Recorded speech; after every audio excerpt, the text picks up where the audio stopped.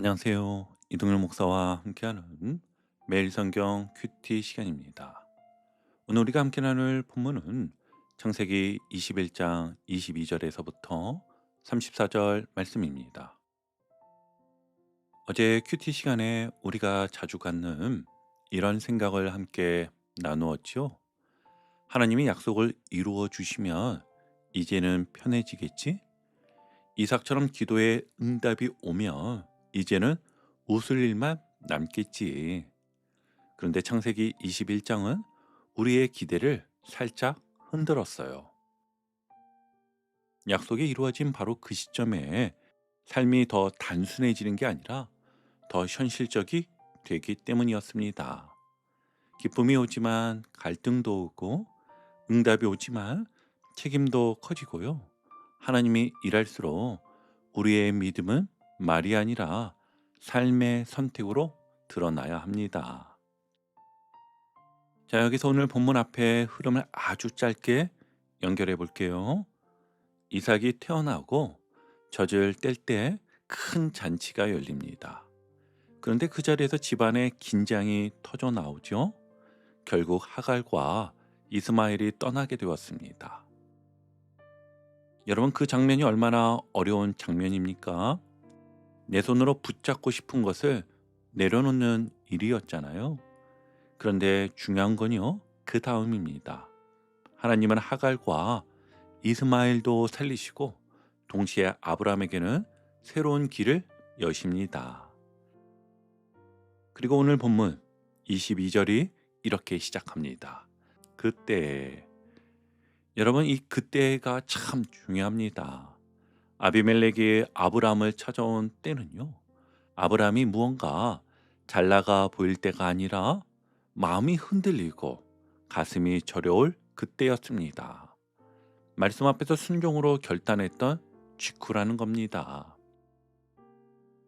세상은요, 우리가 잘 될 때만 보지만 하나님은요, 우리가 순종할 때를 보십니다. 그리고 놀랍게도 세상 사람들도요, 결국 진짜를 알아봅니다. 오늘 본문은 이렇게 말하는 것 같아요. 믿음은 예배당 안에서만 드러나는 게 아니라 세상 한가운데서도 신뢰할 수 있는 사람으로 드러난다. 자, 오늘 22절을 천천히 같이 보겠습니다. 그때 아비멜렉과 그 군대 장관 비골이 아브라함에게 말하여 이르되 네가 무슨 일을 하든지 하나님이 너와 함께 계시도다. 아멘. 여러분, 누가 말합니까? 아비멜렉입니다. 그리고 군대 장관 비골까지 함께 왔습니다. 이게 무슨 그림인지 한번 상상해 보세요. 왕과 군대 장관이요, 말하자면 권력의 중심이 한 개인을 찾아온 겁니다. 그런데 그들이 아브라함에게 뭐라고 말하죠? 네가 무슨 일을 하든지 하나님이 너와 함께 계시도다. 아멘. 여러분, 이 말은요, 칭찬 정도가 아닙니다. 인정이었고 확인이었어요. 우리가 보기에도 너는 설명이 안 된다. 네 삶에는 어떤 보이지 않는 톤이 있다. 네가 하는 일들 속에 하나님이 함께 계시는 게 보인다. 자, 여기서 질문 하나 던져볼게요. 여러분, 마음을 한번 대답해 보세요. 세상 사람들이 우리를 보며 언제 이런 말을 할까요? 교회 열심히 다니네 할 때일까요? 직분이 높네 할 때일까요? 돈 잘 벌었네 할 때일까요? 아니요. 여러분, 세상은 그런 걸로 하나님과 동행을 인정하지 않습니다. 왜냐하면 세상 사람들도 알거든요. 돈은 더 많이 버는 사람이 많고 출세는 더 빨리 하는 사람도 많기도 하고요. 그럼 언제 세상은 하나님이 함께 하신다를 알아보느냐? 바로 말씀이 시키는 대로 사는 순간입니다. 손해처럼 보여도 또 바보처럼 보여도 자기 계산을 꺾고 말씀 때문에 선택하는 순간이에요. 바로 앞장면이 그랬잖아요. 아브라함은요, 자기 마음대로 끌고 가기 어려운 결단을 했습니다. 그런데 그 결단 이후에 세상이 와서 말하는 겁니다. 네가 무슨 일을 하든지 하나님이 너와 함께 계시도다. 여러분, 이게 아브라함의 새로운 모습 첫 번째입니다. 이 사람의 믿음은 이제 말이 아니라 신뢰로 보이기 시작했습니다. 그래서 23절을 보시면 아비멜렉이 이렇게 말하죠. 그런즉 너는 나와 내 아들과 내 손자에게 거짓되이 행하지 아니하기를 이제 여기서 하나님을 가리켜 내게 맹세하라. 내가 너에게 후대한 대로 너도 나와 네가 머무는 이 땅에 행할 것이니라. 아멘. 여러분, 아비멜렉이 요구하는 게 무엇이지요? 핵심은 이것입니다. 아브라함, 너 말 바꾸지 않는 사람이 맞지? 거짓말하지 않는 사람 맞지? 너의 하나님 앞에서 신뢰할 수 있는 사람 맞지? 세상은요, 우리에게도 동일한 질문을 합니다. 여러분, 그래서 이 질문이 사실 가장 아프지요. 우리도 알거든요. 신앙이 깊어 보이는 말보다 더 어려운 게 신뢰라는 거리요. 그리고 24절 아브라함이 대답합니다. 아브라함이 이르되 내가 맹세하리라 하고 아멘. 짧은 대답이었습니다. 그런데 이 짧은 말 속에 담긴 변화가 큽니다. 예전에는 두려움 때문에 누이입니다라고 둘러대던 사람이 이제는 하나님 앞에서 또 사람 앞에서 내가 맹세하리라. 즉 나는 신뢰의 사람이 되겠다라고 서는 겁니다. 여기서 우리가 꼭 잡아야 할 메시지는 분명합니다. 하나님이 우리와 함께 하신다는 가장 현실적인 증거는 기적 같은 성공이 아니라 거짓 없는 신뢰로 드러난다는 것을요. 다시 한번요. 잘 들어보세요. 하나님이 우리와 함께 하신다는 가장 현실적인 증거는 기적 같은 성공이 아니라 거짓 없는 신뢰로 드러난다는 것을요. 여러분, 오늘 말씀은 우리 삶을 아주 가까이 끌어당깁니다. 아, 이 말씀이 내 삶에 이런 모습이구나. 바로 이런 자리에 내가 서 있구나. 사람들 앞에서 나는 믿는 사람입니다라고 말하는 건 쉬운데 내 말의 무게로 신뢰받는 건 정말 어렵거든요. 그런데 하나님은 오늘 아브라함을 통해 보여주십니다. 믿음은 결국 신뢰할 수 있는 사람으로 우리를 빚어 가신다고요. 자, 여러분, 오늘 첫 번째 실천은 이것입니다. 나는 오늘 신뢰를 지키는 사람으로 살겠다. 현실에서 이게 어떻게 보일까요? 생각해 보면은요. 회사에서는 신앙은 결국 약속의 시간에서 드러납니다. 여러분, 직장에서는요. 말보다 일정표가 먼저 보입니다. 내일까지 드릴게요 해놓고 연락이 끊기는 순간 제가 처리하겠습니다 해놓고 결국 남에게 넘기는 순간 신뢰는 한 번에 무너지지요. 오늘 한 가지 실천해 보세요. 약속한 시간보다 10분 일찍 움직이는 겁니다. 또 제가 확인하고 몇 시까지 답드리겠습니다처럼 시간을 분명히 말하는 것입니다. 또 못 지킬 것 같으면 미리 정직하게 말하는 거예요. 여러분, 이게 신앙의 디테일입니다. 세상은요, 예배 잘 드린 애보다 저 사람은 믿을 만해 일을 통해 하나님을 봅니다.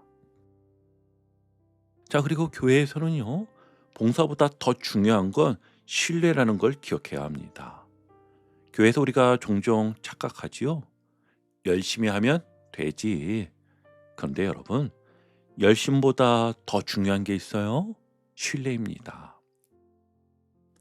맡은 일을 자꾸 미루지 않기, 결정된 내용을 뒤에서 흔들지 않기, 제가 하겠습니다라고 했으면 책임지기. 신뢰는요, 거창한 헌신이 아니라 작은 책임의 반복에서 세워지는 것입니다. 그리고 가정에서는요, 가족은 말로 상처받고 또 말로 회복이 됩니다. 가정은 가장 가깝다는 특성상 가장 쉽게 말이 가벼워지는 곳일 수 있습니다. 알았어 해놓고 안 하는 거, 내일 하자 해놓고 잊어버리는 거, 괜찮아 해놓고 속으로 쌓아두는 거, 이게 조금씩 관계를 깎아먹습니다. 오늘 한 가지 꼭 실천해 보세요. 약속을 못 지켰으면 변명하지 마시고 사과 먼저 하는 겁니다. 지금은 어려워. 대신 언제까지는 할게라고 정직한 약속을 새로 세울 줄 알아야 합니다. 가족 앞에서 한 번만 이렇게 또 말해보세요. 내 말이 가벼웠지? 미안해. 오늘은 내가 책임질게. 여러분, 이게 바로 내가 맹태하리라의 현대적 적용인 것입니다. 자, 이제 두 번째 단락인데요. 25절부터 장면이 확 바뀝니다. 겉으로는 분위기는 평화로운데 해결해야 할 현실 문제가 하나 드러나지요. 25절을 함께 보겠습니다. 아비멜렉의 종들이 아브라함의 우물을 빼앗은 일에 관하여 아브라함이 아비멜렉을 책망하매. 아멘. 여러분, 이 장면이 얼마나 현실적입니까? 언약을 맺자고 왔는데 정작 현장에서는 우물 하나 때문에 삶이 흔들립니다. 그 시대의 우물은요, 그냥 물이 아니에요. 생존이었잖아요. 가축도 식구도 미래도 우물 하나에 달려 있습니다. 그런데 아브라함이 어떻게 합니까? 참고 넘어가지 않더라는 겁니다. 그렇다고 싸우지도 않아요. 성경은 책망이라고 말하지만 이 장면은 쉽게 말하면 이런 거죠. 좋습니다. 맹세는 하겠습니다. 그런데 한 가지는 분명히 합시다. 말로만 평화가 아니라 실제로 평화가 되려면 지금 이 문제는 정리돼야 합니다. 여러분, 아브라함의 모습이 예전 모습이랑 좀 다르지 않습니까? 예전엔 두려움 때문에 아내를 누이라 하며 상황을 피했던 사람이었잖아요. 근데 오늘은 달라요. 관계를 진실 위에 세웁니다. 26절에서 아비멜렉이 이제 이렇게 말합니다. 누가 그리하였는지 내가 알지 못하노라. 오늘에야 들었노라. 아멘. 왕이 몰랐다고 합니다. 이건 단순한 오해일 수도 있고 아랫사람들이 벌린 일일 수도 있지요. 어쨌든 27절 해결의 방식이 나왔습니다. 아브라함이 양과 소를 가져다가 아비멜렉에게 주고 두 사람이 서로 언약을 세우니라. 아멘. 자, 여기서 포인트는요. 믿음이 깊어지면 사람이 세상과 담쌓고 사는 게 아니라 세상 속에서 관계를 하나님 방식으로 정리할 줄 아는 사람이 된다는 것입니다. 그리고 28절부터 31절 조금 낯선 장면이 이어집니다. 아브라함이 7 암양 새끼를 따로 놓습니다. 아비멜렉이 묻죠. 이 7 암양 새끼를 따로 놓으면 어찌미냐? 아브라함이 대답합니다. 너는 내 손에서 이 암양 새끼 7을 받아 내가 이 우물판 증거를 삼으라. 아멘. 여러분, 이게 무슨 뜻입니까? 분쟁의 씨앗을 남기지 않겠다는 거예요. 그때는 좋았지. 나중에 또 문제 생기면 어쩌지? 이런 불씨를 남기지 않도록 증거를 세워버립니다. 그래서 31절 결론이 이렇게 나와요. 두 사람이 거기서 서로 맹세하였으므로 그것을 부엘세바라 이름하였더라. 아멘. 부엘세바, 맹세의 우물. 우물이 단지 물이 아니라 하나님 앞에서 진실과 평화를 세우는 자리가 된 것입니다. 여러분, 여기서 아브라함의 새로운 모습이 딱 드러납니다.